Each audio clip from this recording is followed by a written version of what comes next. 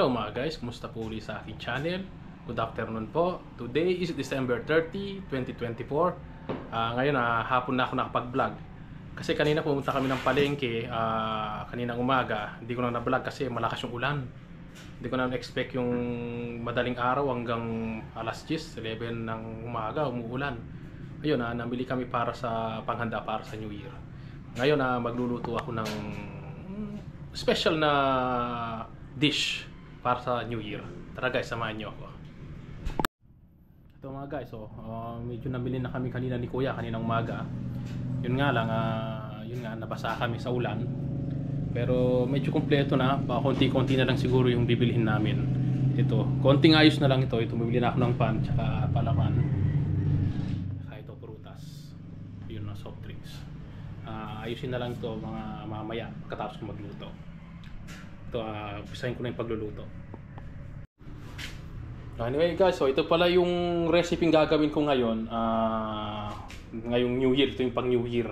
Ako muna magluluto ng ulam. Ito, gagawa ko ng hardinera. Ginagawa ko to sa Saudi Arabia kapag nagde-day off ako. Ito, medyo matrabaho lang. Pero okay lang. Ito, gagawin ito yung pang ulam ngayong New Year. Pang special na ulam. Ito yung mga ingredients niya. Ito, mayroon bawang, sibuyas, asin, raisins, bell pepper, carrots, hotdog, egg, chop na hotdog yung pan-design, breadcrumbs, cheese, yung meat, yung boiled egg, ito yung pickles, so green peas, susubukan kong bibigyan ka ng ganito, Reno, ketchup, yung pineapple tidbits, oyster sauce, paminta, saka itong tomato sauce. So bigyan na lang natin ng magic sarap. Ito yung mga sangkap na binili namin din kanina. Ito medyo nga lang siya, matrabaho siya pero okay lang. Ito siya. Ito, naglagay na ako ng mantika. Naglagay na ako ng sibuyas. Sabay ko na rin yung bawang mamaya. Mga tatapos sibuyas.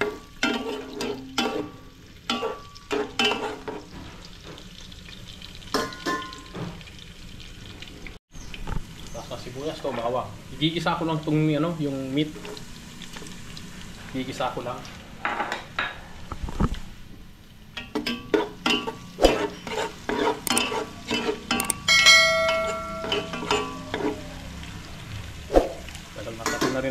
Tagal-tagal na rin akong hindi nagluluto. 6 months na yata. 5 months, 6 months. Ganyan din itong ganito rin yung ginagamit kong pot sa Saudi. Ito, nilagay ko na itong meat. Lalagay ko na yung mga ibang seasonings niya. Anyway guys, yung mga sangkap pala na pinakita ko, disclaimer lang yun ha. Ito lang yung sangkap na ginagawa ko. Ito lang yung inisip kong pang sangkap dito. Ginagawa ko. Yan yung pang dagdagan o bawasan, kayo kung bahala. Ito lang po yung para sa aking recipe po. Ito nga guys, yung nakook na yung natin, yung meat. Ayun, maglalagay ako ng ng oyster sauce at tomato sauce.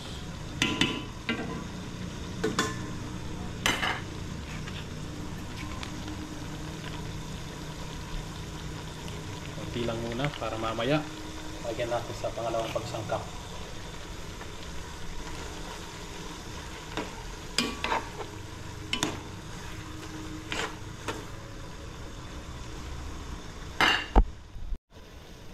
Lagyan natin ng oyster sauce. Pinakamabit ng bote yung nakasashay na lang.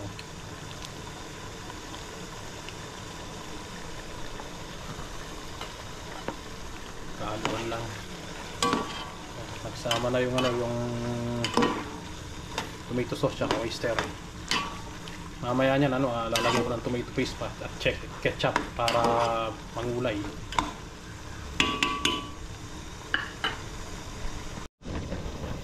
Lagyan ko na siya ng magic sarap.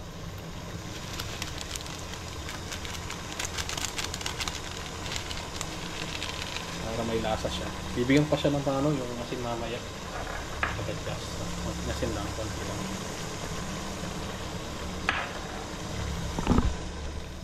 Mamaya ano ko na to, yano ko na to, papalamigin ko para ilagay ko yung mga ibang sangkap. Ito, luto na siya. Gagamit, papatayin ko muna yung apoy. Yan, palalamigin ko muna siya. Pag lumabig na to, lalagay ko ng mga ibang ingredients. Habang naghihintay ako, mag-agad muna ako ng cheese para mamaya dire-diretso nang lalagay. Ito guys, malabig na yung pinanggisa ko ng meat. Ayun, ready to recipe na talaga. Paghahaluan ko ng mga sangkap, pagkatapos i-steam ko siya. Guys, start na. Una, lagay ko itong hotdog. Tapos, lagay ko itong carrots. Yun. Tapos, lagay ko itong bell pepper. Gano'n naman ito guys, lalambot naman yung carrots. Kasi ipa-steaming ko itong mga 30 minutes. Haluin ko muna katapos ng mga ibang pagsangkap.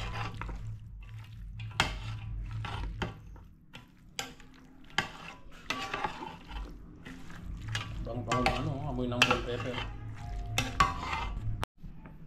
Ito, lagay ko na itong pickle relish. Kailangan kutsarain ito. Ayun nalagay ko na yung pickles. Haluan ko ulit. Kailangan kong gumamit ng kutsara.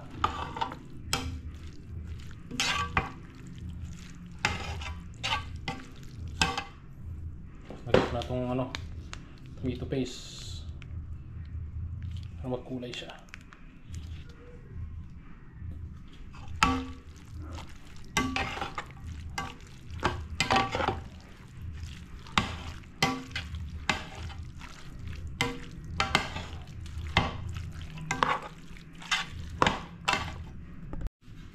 Yun, naglagay na rin ako ng ketchup.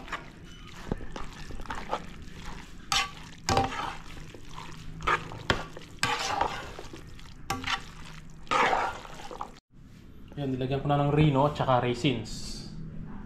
Nilagyan ko na rin siya ng pasas. Isama ko na yung Reno at yung pasas.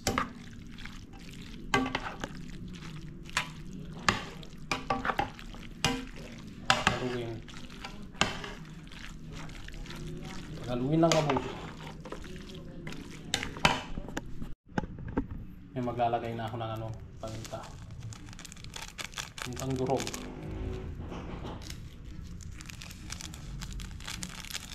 May maglalagay ako ng asin.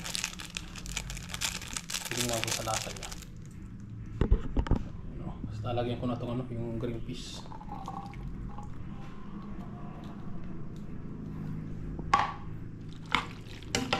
Amoy yung paminta.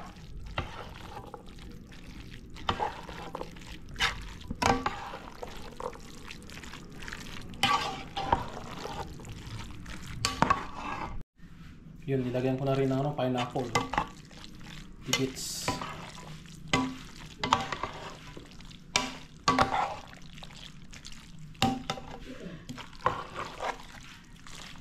Lagay ko na yung cheese.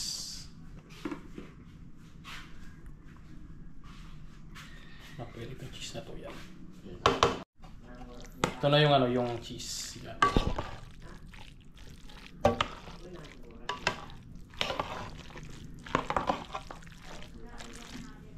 Ang kumunan yan, kung magano na yung cheese na, kung dadagdagan pa. Mamaya itlog na to. Itlog at breadcrumbs.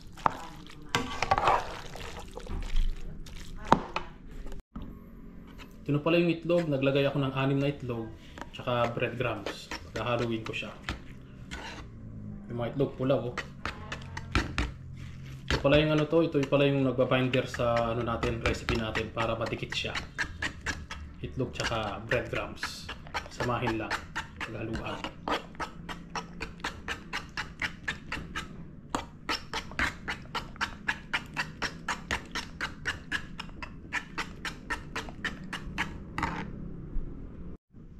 Nagdagdag pa ako ng konting cheese.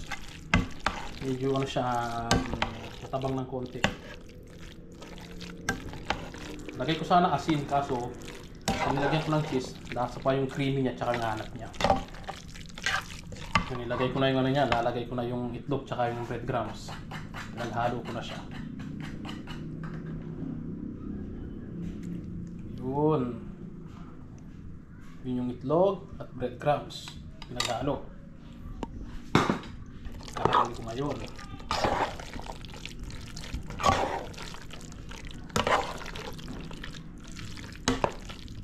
Haluin mabuti para pantay-pantay yung pagkano ng ano, itlog.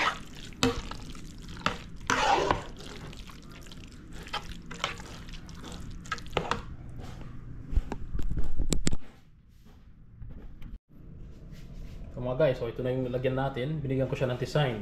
Meron siyang boiled egg, hotdog, tsaka yung pineapple chunks, tidbits. Maglalagay na ako isa-isa para may steamer ko na.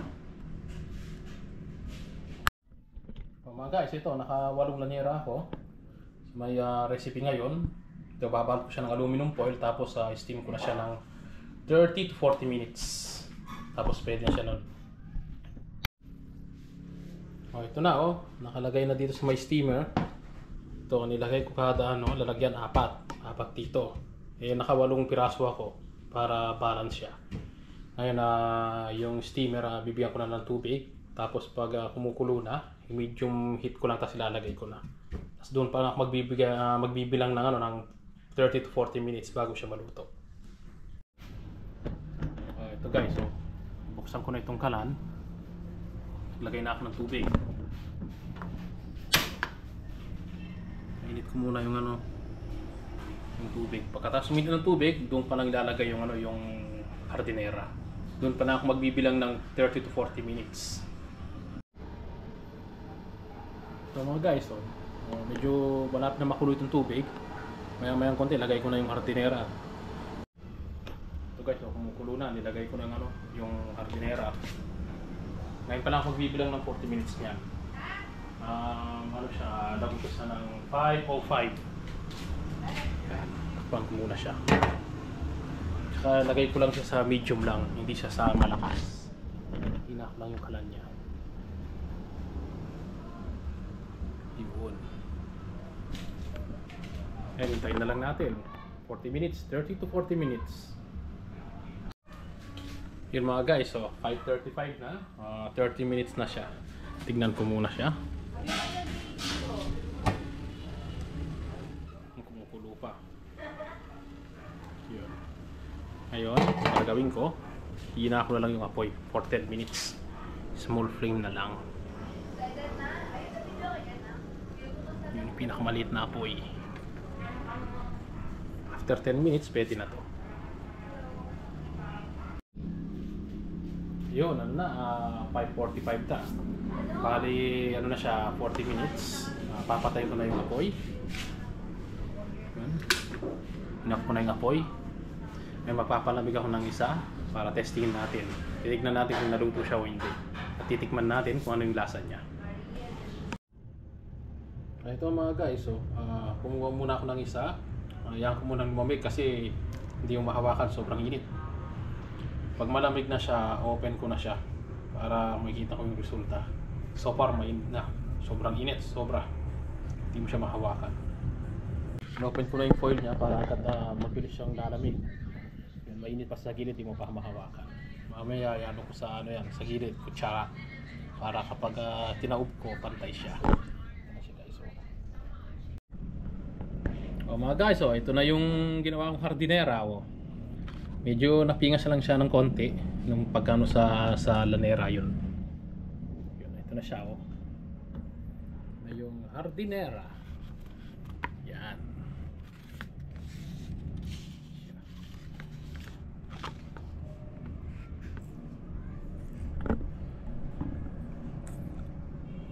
Tikman natin ngayon kung anong lasa.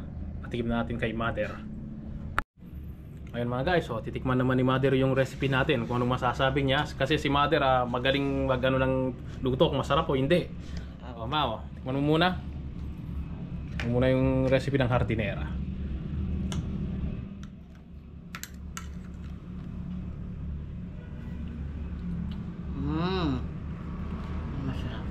Masarap nga? Mm-mm. What do you think?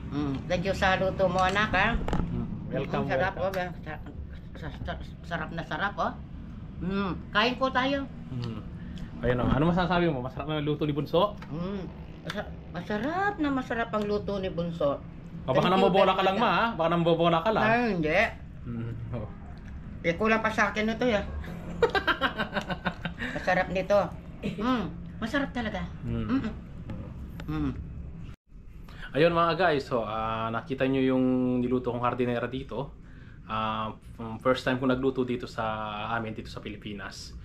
Niluluto ko yun sa Saudi Arabia. Ayun, malapit ng New Year, ito yung ano, parang ideal recipe ko. Ayun, tinikman ni Mother. Ayun, sabi naman niya, masarap naman daw talaga, sabi niya. Kapag magluto kayo ng ganon, yun ang mga recipe, nakikita nyo yung, ano, yung pinakita ko dito sa vlog na to. Disclaimer lang po, yung pong nakita nyong recipe, yun po yung para sa akin. Pwede nyo pong dagdagan yon or bawasan, nasa inyo po yun. Kasi mga iba kasi binibigyan pa ng another isang cup para masalong masarap, yung iba pinapawasan pa. Ayun, puputulin ko na itong video na to. Salamat sa mga nanood, nag-like at nag-subscribe. Bukas, December 31, abangan natin yung ano, yung salubong ng bagong taon. Kasi meron kaming sayawan dito. Kung hindi uulan, sana maganda ang panahon bukas. Merong sayawan sa daan. Tsaka mag-stay din ako sa daan. Kasi meron akong biniling konting fireworks. Hindi naman karamihan, yung konti lang, sakto lang. Salubungan natin yung bagong taon bukas. So guys, see you in the next video.